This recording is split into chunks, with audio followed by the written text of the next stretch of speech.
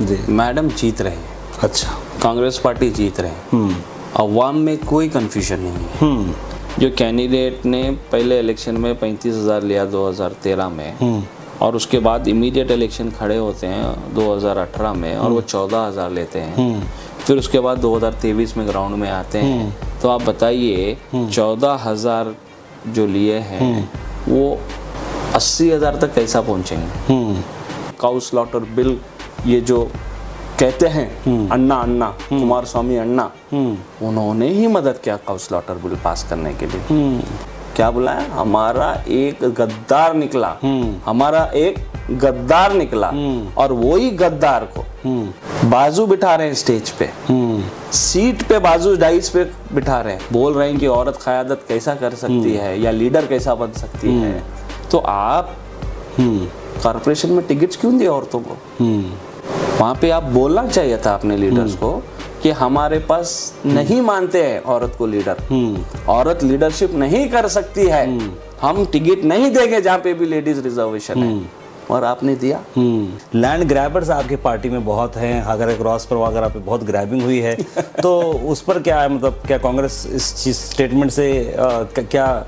और वहाँ पे जो इल्ज़ाम वो लगा रहे हैं कि कांग्रेस पार्टी में लैंड ग्रैबर्स हैं, देखिए बात करने के लिए बहुत कुछ हो सकता है, मैं भी उन पे बहुत सारे इल्ज़ाम्स लगा सकता हूँ, क्योंकि आप उनके एफिडेविट्स पढ़िए जो इलेक्शन में दिए हैं, कम से कम 50 से 100 करोड़ के कॉन्ट्रैक्ट खुद कर रहे हैं वो अपनी कंपनी के नाम से। अच्छा। तो चंदू पाटिल क्या बोखला गए, उनको मालूम है कि एमएलए मैडम कनीज़ फातिमा जी जीत रहे हैं। कहीं ना कहीं कांग्रेस बीजेपी का डर दिखाकर ही ये जो है वोट्स लेती है, इस पर क्या कहेंगे आप? इससे पहले भी मैं बोला ना, हम बीजेपी का डर नहीं बता रहे हैं, उनकी हकीकत बता रहे हैं, लोगों को मालूम है। Hello everybody and welcome to your brand new episode here at गोहा स्टूडियो, जहां पर राजनीति के चलते हम आज बात करें कांग्रेस के स्पोक्स पर्सन हमें साथ मौजूद हैं जनाब अजमल गोला जी। इससे पहले भी उन्होंने मीडिया से बात करते हुए काफ़ी सारे चीज़ों को काउंटर भी किया था और उनके भी काफ़ी सारे वीडियोज़ को काउंटर किया गया है। अजमल जी बहुत बहुत शुक्रिया, क्योंकि बहुत कम दिन बचे हैं, लोग जो है परेशान हैं और लोगों का माइंड जो है डाइवर्ट होते जा रहा है कि क्या करें क्या ना करें, किसको वोट करें किसको वोट ना करें। ऐसे में कांग्रेस पार्टी का क्या लगता है आपको, क्या स्टैंड चल रहा है गुलबर्गा शहर में? एक तरफ मैडम की कैंपेनिंग चल रही है, स्टार कैंपेनर्स आ रहे हैं, तो क्या लगता है मैडम फिलहाल कहाँ सेट है फिलहाल? नहीं ताहिर अब्बास, बहुत बहुत शुक्रिया जो आपने मुझे बुलाया जी और मुझे इन्वाइट किया आपके स्टूडियो में। जी, पहली बात तो आपका एक जहन मैं पहले आपका ही क्लियर करना चाहता हूँ, पब्लिक तो व्यूअर्स तो देख ही रहे हैं जी। मैडम जीत रहे हैं। अच्छा। कांग्रेस पार्टी जीत रहे हैं, अवाम में कोई कंफ्यूजन नहीं है, और इस बात को पुख्तगी से लोगों के सामने इसलिए बोल रहा हूँ क्योंकि आप देखें रिसेंटली 2-3 दिन पहले जी कि बीजेपी ने अपना एक मैनिफेस्टो रिलीज करा। बिल्कुल। मैनिफेस्टो होता क्या है? अपने प्लान जो होते हैं, जो सरकार आएगी तो 5 साल क्या करने वाले हैं, तो उसमें क्लियरली बोला गया है कि हम ये 5 साल में यूनिफॉर्म सिविल कोड लागू करेंगे। हाँ बिल्कुल, मैंने भी पढ़ा। यूनिफॉर्म सिविल कोड मतलब हमारी शरीयत में मुदाखलत करने की बात है, हमारी शरीयत में इन्वॉल्व होने की बात है। तो आप सोचिए तो लोगों में किस तरह की फिक्र जाग उठी है। फिर बात किए हैं CAA NRC के बारे में, वो भी इम्प्लीमेंट करेंगे बोले, और ये उनके मैनिफेस्टो में है।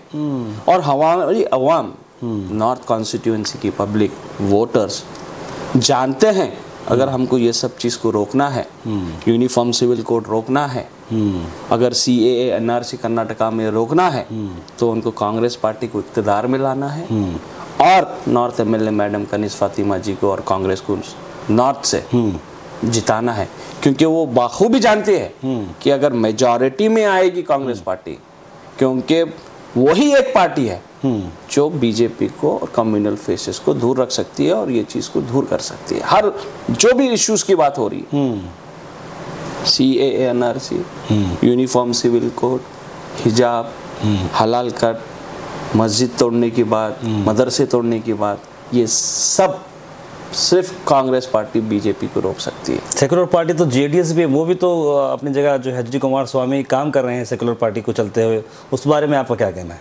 बोलना है सेक्युलर पार्टी सिर्फ बोलना है स्टेजेस पे से। क्यों बोलिए जी, आपको मालूम होगा। इसलिए क्योंकि काउ स्लॉटर बिल कैसा पास हुई, किसने सपोर्ट किया, किस अंदाज से सपोर्ट किया, जस्ट मैटर ऑफ टाइप करना है गूगल सर्च। अच्छा, पहले कौन सा जमाना पास अलग किया था, गया? लोगों जी को हाँ। नॉलेज नहीं आती थी, अवेयरनेस नहीं था।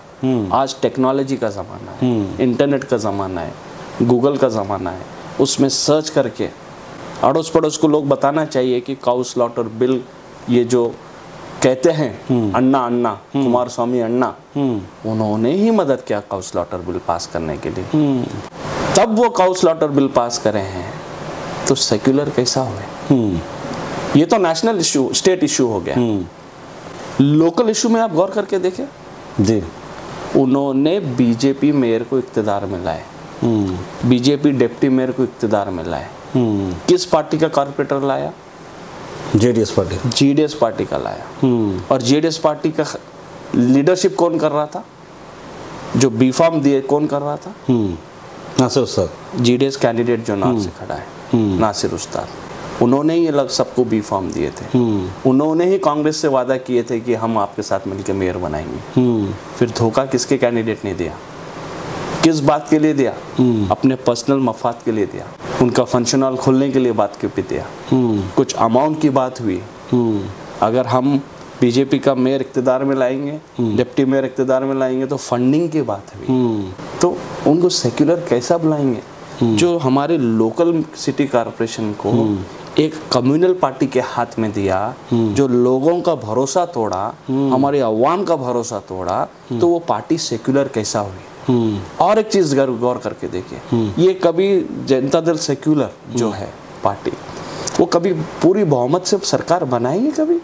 जब से उनका एग्जिस्टेंस हुआ है, कभी नहीं। सिर्फ एक ही पार्टी जो पूरी बहुमत से सरकार बनाई है, वो कांग्रेस पार्टी बनाई है। और आज वही पार्टी क्षमता रखती है और कैपेबिलिटी रखती है कि पूरी बहुमत से पार्टी गवर्नमेंट बनाए और ये सब कम्युनल चीज़ों को दूर रख सकती है। तो जनता दल सेक्युलर नहीं है, सिर्फ वोट मांगने के लिए, हमारे बीच आने के लिए अपने आप को सेक्युलर बोल के एस बोल के लगा दिया। थोड़े पिक्चर भी वायरल हो रहे हैं कि वो कॉर्पोरेटर जो है स्टेजों में नजर आ रहे हैं, उस पर क्या आपकी कमेंट है? मैंने इससे पहले भी आपके सामने ये जिक्र किया था और बताया था कि बीजेपी का मेयर डिप्टी मेयर कॉर्पोरेशन में बनाए, मैसूर में भी वो लोग बीजेपी का बनाए, और गुलबर्गा के स्टेजेस से जैसा हमारा मेयर इलेक्शन हुआ, इमीडिएटली आप कई स्टेटमेंट्स उनके कॉर्पोरेटर्स से और उनके जो जीडीएस कैंडिडेट है, उनके स्टेटमेंट्स खुद सुनिए। उन्होंने उसको गद्दार बुलाया। क्या बुलाया? हमारा एक गद्दार निकला, हमारा एक गद्दार निकला। और वही गद्दार को बाजू बिठा रहे हैं स्टेज पे, सीट पे बाजू डाइस पे बिठा रहे हैं, हर प्रोग्राम में बिठा रहे हैं, और लोगों को ये बता रहे हैं देखो हमने तुमसे कैसा धोखा दिया।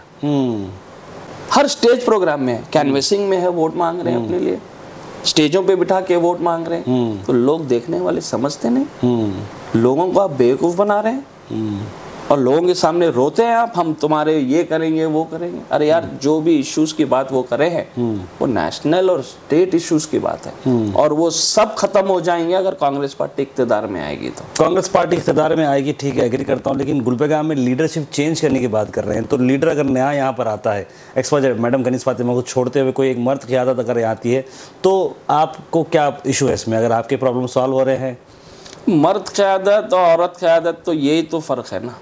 यहाँ पे भी उनकी हिपोक्रेसी है दीगर पार्टी की। क्यों बोलिए?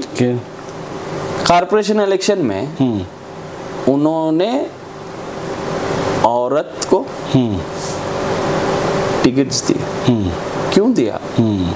जब औरत की क़यादत नहीं चलती बोल के आप एक चला रहे हैं, लोगों के बीच में बोल रहे हैं कि औरत क़यादत कैसा कर सकती है या लीडर कैसा बन सकती है, तो आप कॉर्पोरेशन में टिकट्स क्यों दिए औरतों को? क्यों दिए? वहाँ पे आप बोलना चाहिए था अपने लीडर्स को कि हमारे पास नहीं मानते हैं औरत को लीडर, औरत लीडरशिप नहीं कर सकती है, हम टिकट नहीं देंगे जहाँ पे भी लेडीज रिजर्वेशन है। और आपने दिया। और यहाँ पे डोगली चाल चल रहे हैं। कॉर्पोरेटर लेडी बन सकती है, एमएलए लेडी नहीं बन सकती। तो ये लोग समझ रहे हैं, इनकी चाल है, लोगों को गुमराह करना चाह रहे हैं। आप ही बोलिए, आपके एरिया में लेडी कॉर्पोरेटर बन सकती है तो एमएलए क्यों नहीं? बिल्कुल क्यों नहीं? ये जवाब नहीं है। इस्लामिकल इसको लाते हैं, क़ियादत पे लीडर नहीं बन सकती एक लेडी, उस पर क्या आपके विचार है? पहली बात तो एक सोच रखना चाहिए, उनकी ये सोच रखना चाहिए जो हमारे एमएलए मैडम कनीज़ फातिमा जी रखते हैं कि मैं लोगों के लिए आई हूँ, मैं सर्विस करने के लिए आई हूँ लोगों के, मैं लीडर नहीं, मैं लीडर नहीं, मैं उनकी खादिम हूँ, मैं उनका काम करने आई हूँ। तो लोगों ने मुझे लाया, लोगों ने मुझे जिताया और मैं उनकी सर्विस करूंगी, उनके लिए काम करूंगी, वो है। मगर ये लोग लीडर बनना चाह रहे हैं, बाद में आवाम को भूल जाएंगे, खादिम नहीं बन सकते हैं। क्योंकि जब औरत की बात करते हैं, कॉर्पोरेशन में टिकट्स देते हैं, फिर एमएलए में लेडी एमएलए नहीं बन सकती बोलते हैं, ये हिप्रोक्रेसी बोलते हैं इसको। चलिए, कांग्रेस पार्टी को सत्ता में लाया जाएगा अगर पब्लिक वोट करती है, पावर में आएंगी, स्टेट में भी आएंगी। लेकिन आज चंदू पाटिल जी, बीजेपी कैंडिडेट का एक आरोप भी आया है कि वो एक लिस्ट निकालने वाले हैं।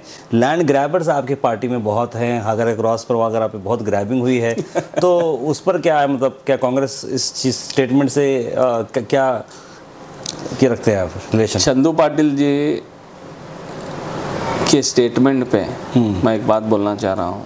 आगर का क्रॉस रहो या इत्तेहाद कॉलोनी रहो, जितने भी एरिया वहाँ बसी हुई हैं, वो खमर साहब का सपना था, एक कॉलोनी बने हैं, डेवलपमेंट्स हुए हैं। और वहाँ पे जो इल्ज़ाम वो लगा रहे हैं कि कांग्रेस पार्टी में लैंड ग्रैबर्स हैं, देखिए बात करने के लिए बहुत कुछ हो सकता है, मैं भी उन पे बहुत सारे इल्ज़ाम्स लगा सकता हूँ, क्योंकि आप उनके एफिडेविट्स पढ़िए जो इलेक्शन में दिए हैं, कम से कम 50 से 100 करोड़ के कॉन्ट्रैक्ट खुद कर रहे हैं वो अपनी कंपनी के नाम से। अच्छा, तो वो खुद बड़े कॉन्ट्रैक्टर हैं, आएंगे तो भी वही करेंगे, समझे? तो जो लोग अगर लैंड ग्रैबर्स हमारे पार्टी में हैं, उनका कोई एफआईआर, कोई कंप्लेंट, कौन है?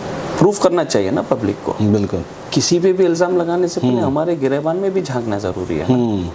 तो आप सिर्फ इल्ज़ाम लगा रहे हैं, आपके पास कोई प्रूफ नहीं है कि कौन लैंड ग्रैबर है, कोई कंप्लेंट हुआ है, बताइए। अब नहीं बता सकेंगे लोगों को। तो चंदू पाटिल क्या है, बौखला गए हैं। उनको मालूम है कि एमएलए मैडम कनीज़ फातिमा जी जीत रहे हैं, उनके लोग भी एमएलए मैडम कनीज़ फातिमा जी को वोट डाल रहे हैं, उनके लोग भी डाल रहे हैं। अच्छा, उनके लोग भी उनसे नाखुश है, क्योंकि वो लोग क्या बोल रहे हैं, एमएलसी भी बाप को देते हैं, एमएलए टिकट भी बेटे को देते हैं, दूसरे लोग नहीं है क्या हमारी कम्युनिटी में? तो वो लोग भी नाराज हैं और चंदू पाटिल के एटीट्यूड से नाराज हैं। अच्छा, तो वो लोग क्या है, बोल रहे हैं कि हम एक बार चंदू पाटिल को ये टाइम हराएंगे तो उनकी सियासत खत्म है। तो वो लोग हमारे साथ जुड़े हुए हैं, उनके खुद लोग हमारे साथ जुड़े हुए हैं, और इसलिए बौखला गए हैं, परेशान है चंदू पाटिल। और हमारी स्टेट फाइट बीजेपी से ही है। बिल्कुल, कहीं ना कहीं लगता है आपको कि गुलबर्गा शहर की अगर हम बात करें तो एक जेडीएस की वेव चल रही है, नासिर उस्ताद का जो है प्रोग्राम्स काफ़ी ज़्यादा चल रहे हैं, लोग जुड़ते जा रहे हैं, कई सारे एसोसिएशन, उलमा इकराम के भी बयान आ रहे हैं। उलमा इकराम के बयान तो दोनों तरफ आ रहे हैं, उसमें मैं ये नहीं करना चाह रहा हूँ। तो कहीं ना कहीं लगता है कि आपको कि एक मोमेंटम क्रिएट हुआ है? ये गलत फहमी है और जेडीएस पार्टी की खुश फहमी है कि उनका वेव क्रिएट हो रहा है। ग्राउंड सतह पे, ग्राउंड लेवल पे वो कहीं पे भी मौजूद नहीं है, क्योंकि लोग जानते हैं अगर हमारे को जो भी कम्युनल चीज़ें हो रही हैं कर्नाटका स्टेट में, और जो मेयर इलेक्शन में हुआ है, कौकशी के मामले को लो हुआ है, कि इसमें इन्वॉल्वमेंट किसका ज़्यादा है, और कम्युनल चीज़ें जो हो रहे हैं वो ख़त्म हो सकते हैं सिर्फ कोई एक पार्टी मेजॉरिटी में आने के बाद बीजेपी को जो दूर रख सकती है वो है सिर्फ कांग्रेस पार्टी। ये लोग अगर 2-4 सीट भी लाए स्टेट में तो या तो कांग्रेस में जाएंगे या तो बीजेपी में जाएंगे। मगर उनकी चाल चलन देखिए, क्योंकि पिछला देख के आगे का देखना है। बिल्कुल, उनकी चाल चलन देखिए। Already Gulbarga mayor, deputy mayor BJP का बना दिए, मैसूर में बना दिए, काउ स्लॉटर बिल पास करवा दिए, तो फिर ऑटोमेटिक वो 100% जितने भी सीट लाएंगे वो बीजेपी के साथ जाएंगे। तो लोग को मालूम है कि कोई भी मामला रहो उसको जड़ से उखाड़ फेंकना ही समझदारी और अक्लमंदी है। अब CA NRC हो, गौकशी का मामला हो, हलाल झटका कट का मामला हो, ये सब मामले कांग्रेस पार्टी को इख्तियार में लाएंगे तो पूरा जड़ से खत्म हो जाएंगे। कहीं ना कहीं कांग्रेस बीजेपी का डर दिखाकर ही ये जो है वोट्स लेती है, इस पर क्या कहेंगे आप? इससे पहले भी मैं बोला ना, हम बीजेपी का डर नहीं बता रहे, उनकी हकीकत बता रहे, लोगों को मालूम है। आप देखिए यूपी में इलेक्शंस हुए, बिहार में इलेक्शंस हुए, इलेक्शंस होने के बाद लोग बोलते हैं अरे यार कांग्रेस हुकूमत में आती थी, ये पार्टी ने फलां पार्टी ने वोट खा लिया, कितनी गलत बात है। अरे यार वहाँ से भी हमारी सीट आ जाती थी कांग्रेस की, मुसलमान की सीट आ जाती थी, फलानी पार्टी ने इतने वोट लेके उसको बीजेपी को लाया। होता ही, लोग एनालाइज करते हैं, ये तकलीफ होती है।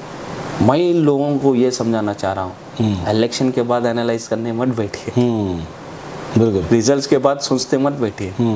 एक्शन बटन दबाने का टाइम आपके पास है और आपके हक में है।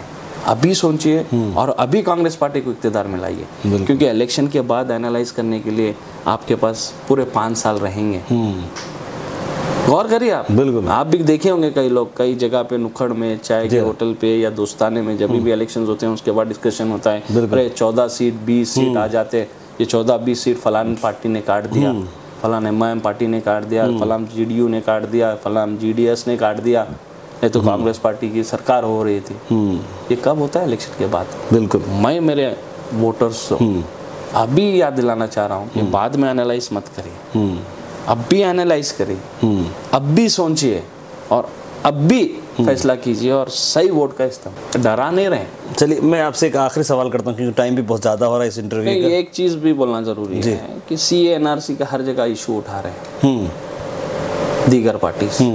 सीए एनआरसी में वो कान थे, इनो कान थे, मैडम कान थे। सीए एनआरसी ताहिर अब्बास एक मास मूवमेंट था, बिल्कुल पब्लिक एजिटेशन था, कोई लीडरशिप का नहीं था ये। बिल्कुल इन्होंने कभी उसके बारे में जवाब दिया है कि इसकी फंडिंग कहाँ से हुई थी?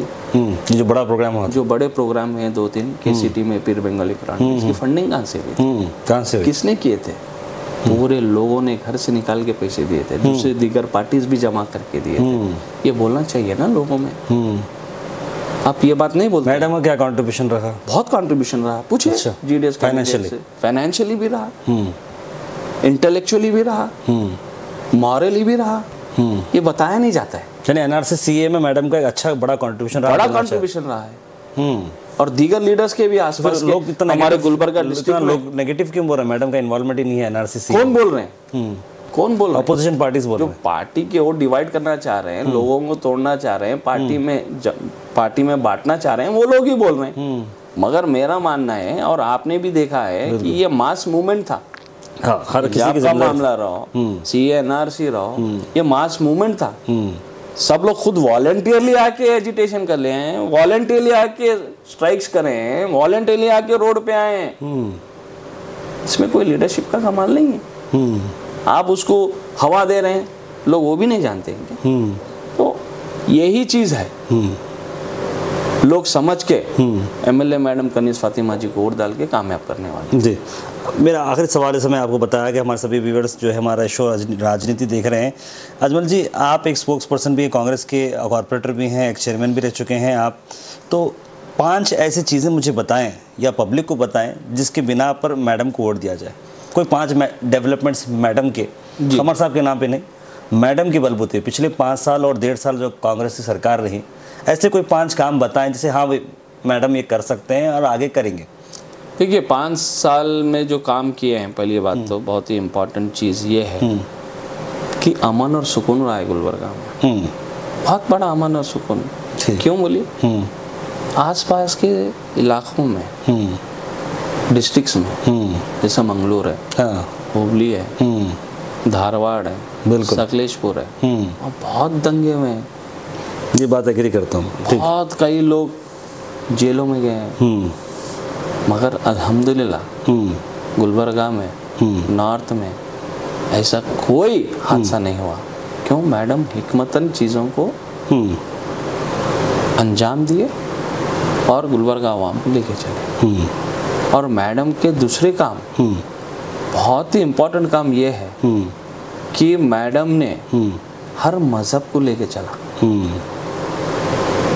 कोई भी मजहब का उनके पास आया है, क्योंकि मैं साथ में रहता हूँ, देखा हूँ कि उन्होंने हर मजहब का काम करे, हर पॉकेट में जहाँ भी जरूरत है काम करें।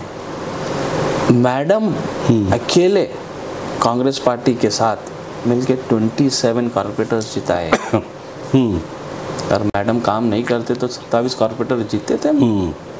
मैडम की लीडरशिप में 27 कॉर्पोरेटर जीते हैं। ये बहुत बड़ा कारनामा है, बहुत बड़ा कारनामा है। और दूसरे डेवलपमेंट दीगर देखिए, फिजिकल डेवलपमेंट बोल रहा हूँ, स्ट्रक्चरल, फिजिकल स्ट्रक्चरल डेवलपमेंट देखिए, रोडों के काम देखिए जाके। हमारे जो रोड वाइडनिंग भी है दरगाह रोड पे आप वो देखिए, स्ट्रीट लाइट्स देखिए आप। SWM सॉलिड वेस्ट मैनेजमेंट का बड़ा काम किया है मैडम उदनूर में। जो डेली कचरे का मसला था उसको हल करे।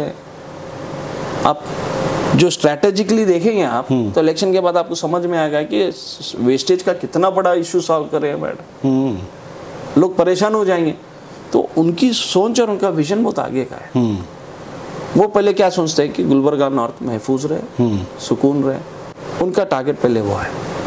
इसीलिए बहुत सारे पॉलिटिकल पार्टीज़ के लीडर्स प्रोटेस्ट करते हैं और कहीं ना कहीं मैडम जो है साइलेंटली, मैंने देखा है, चाहे वो मुस्लिम चौक का इशू हो जहाँ पर स्ट्रीट वेंडर्स हटाया गया तो बहुत सारे इल्ज़ाम लगाए गए थे मैडम पे कि मैडम वहाँ नफराज भी वहाँ पे कोई आए नहीं, उनको पुरसन ने हाल नहीं पूछा, लेकिन दूसरे लीडर्स पूछे नहीं। लेकिन मैंने ये सुना फिर कि मैडम और उन्होंने पीछे कमिश्नर से बात करके जो काम करना था हिकमतन अंदाज में काम किया गया, हिकमतन अंदाज में काम किया। क्योंकि आप एक चीज़ देखिए, स्ट्रीट वेंडर्स जो हैं थोड़ा बहुत अनऑर्गेनाइज रहते हैं। तो 40 साल खमर साहब की क़यादत में उन्होंने कोई डिस्टर्बेंस नहीं हुआ क्या? बिल्कुल। ये 3.5 साल से तकलीफ दी जा रही है। क्योंकि जो बीजेपी कैंडिडेट है जिसका हमारा डायरेक्ट फाइट है वो तकलीफ दे रहा है ताकि लोगों में ये समझ में आए कि मैडम कुछ नहीं कर सकती। वो बेचैन कर रहा है स्ट्रीट वेंडर्स को। मगर जैसा मैडम की कारनामे की भी बात करें, आप कभी कॉर्पोरेशन में जाके रिकॉर्ड देखिए, स्ट्रीट वेंडर्स जो हैं इनको लाइसेंस दिलाने का काम भी मैडम ही करें। अंडर 7.25 स्कीम जो आती है उसमें लाइसेंस मिलते हैं, मिनिमम 10,000 लोन मिलता है, अगर सही रिपेमेंट होता है तो अप टू 50,000 लोन मिलता है। स्कीम्स वगैरह किसने किए? मैडम की लीडरशिप में ही किए। तो आज MLA मैडम कनीज फातिमा जी को तमाम लोग मिलकर जिताएंगे तो ये इंशाल्लाह आप कभी ये नहीं देखेंगे कि स्ट्रीट वेंडर्स परेशान हुए हैं या परेशान कर रहे हैं। बिल्कुल। क्योंकि 40 साल परेशान नहीं हुए हैं, पिछले 3 साल नहीं हुए हैं। ये लास्ट 2 साल में अफरा तफरी का माहौल बीजेपी पार्टी के कैंडिडेट ने किया है और लोगों को डरा धमका के ये बताना चाह रहा था कि MLA मैडम कनीज फातिमा जी कुछ नहीं करें। चलिए ठीक है, आखिर में एक और ग्राफ जो काफ़ी वायरल हो रहा है सोशल मीडिया पे कि जिसमें कांग्रेस 10% वोट लेने वाली है और JDS कुछ 35% लेने वाली है और 48% कुछ बीजेपी लेने वाली है। दोनों के वोट्स डिवाइड होने वाले हैं और बहुत सारे पॉलिटिकल एक्सपर्ट का दावा ये है कि मैडम नंबर 3 पर आने वाली है। कौन से पॉलिटिकल एक्सपर्ट्स हैं, क्या हिसाब से एनालाइज कर रहे हैं मुझे नहीं मालूम, मगर बेसिक कैलकुलेशन मैं बताऊँगा। जो कैंडिडेट ने पहले इलेक्शन में 35,000 लिया 2013 में और उसके बाद इमीडिएट इलेक्शन खड़े होते हैं 2018 में और वो 14,000 लेते हैं, फिर उसके बाद 2023 में ग्राउंड में आते हैं, तो आप बताइए 14,000 जो लिए हैं वो 80,000 तक कैसा पहुंचेंगे? 65,000 वोट्स, 80,000 पहुंचने हैं अभी और 65,000 वोट चाहिए और 65,000 वोट चाहिए। कैसा पहुंचेंगे? प्रैक्टिकल है? इम्प्रैक्टिकल है, पॉसिबल भी नहीं। तो ये ग्राफ आप जो बताए बेबुनियाद ग्राफ है। और जो ऑलरेडी 65,000 वोट लिए हैं उनको 80,000 पहुंचने कितना टाइम लगेगा? और उतना काम करे हैं मैडम, उतना गुलबर्गा में अमन और सुकून से रखे हैं मैडम। तो ग्राफ जो भी आ रहे हैं सिर्फ लोगों को डिमोटिवेट करने के लिए आ रहे हैं सोशल मीडिया पे। मैं तमाम लोगों से रिक्वेस्ट करता हूँ और बोलता हूँ कि डिमोटिवेट मत होइए, लोगों की बातों में मत आइए। MLA मैडम कनीज फातिमा जी आपके वोट से जीत रहे हैं और आप लोग ही MLA मैडम कनीज फातिमा जी को जिता रहे हैं और कांग्रेस पार्टी को इक़्तिदार में ला रहे हैं। बिल्कुल बिल्कुल, जैसे कि आप देख रहे हैं राजनीति हमारा स्पेशल शो, जहां पर अजमल गौला जी ने अपना कीमती टाइम निकाल कर। अजमल जी बहुत बहुत शुक्रिया। जैसे लास्ट में एक और अपील क्या करेंगे ऑडियंस को हमारे? मैं यही अपील करता हूँ, बहुत ही इम्पोर्टेंट अपील है कि अदबन गुजारिश भी है, रिक्वेस्ट भी है और विनती भी है कि आप एमएलए मैडम कनीज़ फातिमा जी को जिताइए, कांग्रेस पार्टी को कर्नाटका में इक़्तिदार में लाइए। क्योंकि एक बड़ा ग्राफ मैं बता के आपको अलविदा लेता हूँ कि लास्ट इलेक्शन में बीजेपी पार्टी ने 34% वोट लिया था कर्नाटका स्टेट में और कांग्रेस पार्टी ने 38% लिया था। उसके बावजूद भी कांग्रेस पार्टी के सिर्फ 76 सीट्स आए और जो पार्टी 34% लिए उनके 103 सीट आए। उसकी वजह जो दीगर पार्टी ने 14% खाया है, जीडीएस पार्टी ने 14% खाया है, उसकी वजह से कांग्रेस सरकार बहुमत में नहीं आ सकी। ये चीज़ गौर करिए, इस पे फिक्र करिए, इस पे एनालाइज करिए और एक पार्टी को इक़्तिदार में लाइए, कांग्रेस पार्टी को लाइए और नॉर्थ से एमएलए मैडम कनीज़ फातिमा को जिताइए। पूरे मसले जड़ से ख़त्म हो जाएंगे और अमन और सुकून का मज़ा पाएंगे इंशाअल्लाह।